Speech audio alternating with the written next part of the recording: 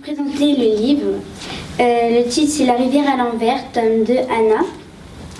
Et je commence. Je t'ai dit un jour, Tomek, qu'avant de pousser la porte de ta petite épicerie, j'avais connu bien des aventures incroyables. Et j'en ai connu de plus étonnantes, encore tandis que tu dormais de ton long sommeil chez les petits parfumeurs. Puis, tandis que tu traversais l'océan. Tu m'as demandé souvent j'étais, pendant tout ce temps, ce que je faisais. Le moment est venu de te le raconter. Mais avant de le commencer, l'histoire de mon grand voyage, je voudrais te dire que personne ne l'a jamais entendu de ma bouche et ne l'entendra jamais. À quoi bon? On ne me croirait pas. On dirait que j'invente, que j'ai rêvé, que je suis folle peut-être. Toi seul me croiras, Tomek, après tout ce que nous avons vécu ensemble. Cette histoire est la plus belle chose que je puisse t'offrir. Il existe bien sûr 1000 autres cadeaux que je pourrais te faire, et beaucoup sont très beaux. Connais-tu par exemple ces chevaux minuscules qui galopent sur la main? Et la fille qui, la nuit, joue toute seule parfois? Et la fleur qui ne se fane jamais? Et la pierre qui parle? Je tâcherai de t'offrir tout cela si je le peux. Mais tu dois savoir qu'aucun de ces cadeaux n'égalera cette histoire que je vais te dire. À toi seul, car tu es ce que j'ai de plus précieux. Tu ne poseras aucune question. Tu écouteras seulement, comme si c'était une musique. N'aie crainte, je n'oublierai rien, pas le moindre détail. Quand j'en aurai fini, ma bouche se refermera dessus et ce sera tout. Je n'en parlerai plus jamais. Et maintenant, écoute-moi. Je marchais aux oiseaux. Rappelle-toi, Tomek, la lettre que je t'ai écrite chez les petits parfumeurs. Je t'ai expliqué comment mon père m'avait acheté cette passerine autrefois, dans notre grande ville du Nord.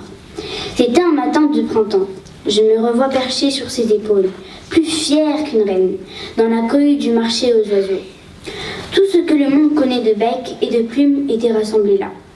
L'oiseau lyre délicat que le vendeur brandissait sur son poing tendu. Les inséparables par milliers dans leur volière multicolore. L'autruche que son vendeur tirait derrière lui au bout d'une laisse, comme un montreur son ours. Les aras aux couleurs éclatantes, les colombes blanches comme neige, les tisserands, les bengalis. Cela sifflait, bruissait, roucoulait, piait, chantait. On dit souvent que les enfants ne connaissent pas leur bonheur. Je connaissais le mien, je le mesurais. Avoir 6 ans, être perché sur les épaules de son père, tenir sa tête entre ses mains, regarder en dessous la ville ivre de couleurs et de bruit, et surtout avoir le droit de choisir parmi tous les oiseaux du monde celui qu'on rapportera chez soi. Quel oiseau veux-tu, Anna? Lequel te ferait plaisir? Voilà la question que mon père me posait chaque année depuis ma naissance. Et chaque année, je pointais mon doigt. Je voudrais celui-ci, je voudrais celui-là. Il l'achetait aussitôt, sans regarder au prix, et je l'ajoutais aux autres dans ma jolie volière. Pourquoi cette année-là ne suis-je pas arrivée à me décider? Je ne sais plus. En tout cas, il était presque midi, et je n'avais toujours pas choisi. Comme il faisait très chaud, mon père s'est engagé dans une ruelle ombragée, à l'écart du tumulte, et nous nous sommes assis sur les marches de pierre d'une maison. « Restons un peu ici », a-t-il dit, nous nous reposerons. Un homme était accroupi juste à côté de nous, avec une cage d'osier entre ses genoux. J'y ai jeté un seul coup d'œil. Je voudrais celui-ci. Celui-ci quoi? A marmonné mon père qui n'avait remarqué ni l'homme ni la cage. Cet oiseau aussi, je le veux. C'était une petite passerine bleu turquoise avec sous le cou une tache d'un jaune vif éblouissant. Jamais je n'avais vu plus bel oiseau. J'en suis tombée amoureuse aussitôt. L'oiseleur, un vieil homme maigre, a pris la cage et l'a posée devant moi pour que je puisse mieux regarder. Il ne semblait pas très bavard. « Combien coûte-t-il » a demandé mon père. 500 000 livres, plus une bouteille de rhum, a répondu l'homme le plus tranquillement du monde. Comme nous ne comprenions pas, il a continué ainsi.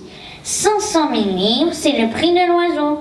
Et la bouteille de rhum, ce sera pour me consoler de l'avoir perdue, car cette passerine n'en est pas une. Elle est une princesse qu'un sortilège a transformée en oiseau, il y a plus de 1000 ans. Voyez son bec, voyez ses yeux. Elle voudrait parler et nous dire son histoire. Elle ne le peut pas, elle se contente de chanter.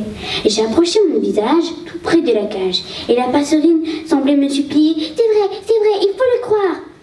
Mon père se taisait. Son regard allait de l'oiseleur à la cage, de la cage à l'oiseleur.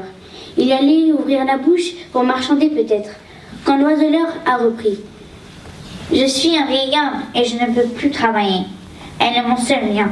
Voilà pourquoi j'en demande 500 000 livres et pas un sou de moi. Plus la bouteille de rhum. Alors mon père, qui était devenu fou le jour de ma naissance, je te l'ai déjà dit, Tomek, fou de bonheur, mon père est devenu fou une seconde fois. Il a seulement demandé au marchand de garder l'oiseau, qu'il lui faudrait quelque temps pour rassembler l'argent.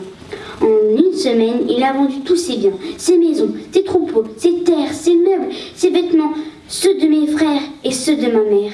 Il a vendu jusqu'à nos draps. Puis, comme ce n'était pas suffisant, il a emprunté à des usuriers. Et nous avons acheté l'oiseau. Et on va